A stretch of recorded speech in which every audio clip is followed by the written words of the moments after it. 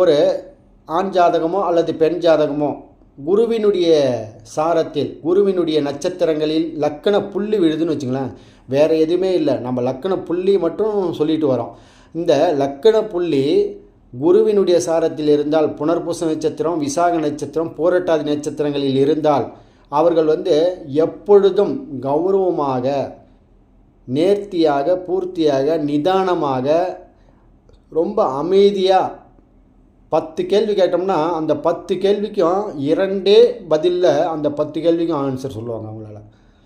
அந்த அளவுக்கு ரத்தின சுருக்கமாக பேசக்கூடிய, கௌரவமாக, ரொம்ப அந்த மெச்சூர்டாக இருப்பாங்கன்னு சொல்லுவாங்கள்ல, அது தன்மையெல்லாம் இருக்கிறதுக்கு என்ன காரணம் அப்படின்னா, நிதான போக்கு இருக்கிறதுக்கு என்ன காரணம், லக்கண புள்ளி புனர்பூசம், விசாகம், பூரட்டாதி நட்சத்திரங்களில் பிறந்திருந்தால் இந்த தன்மையெல்லாம் காணப்படும்.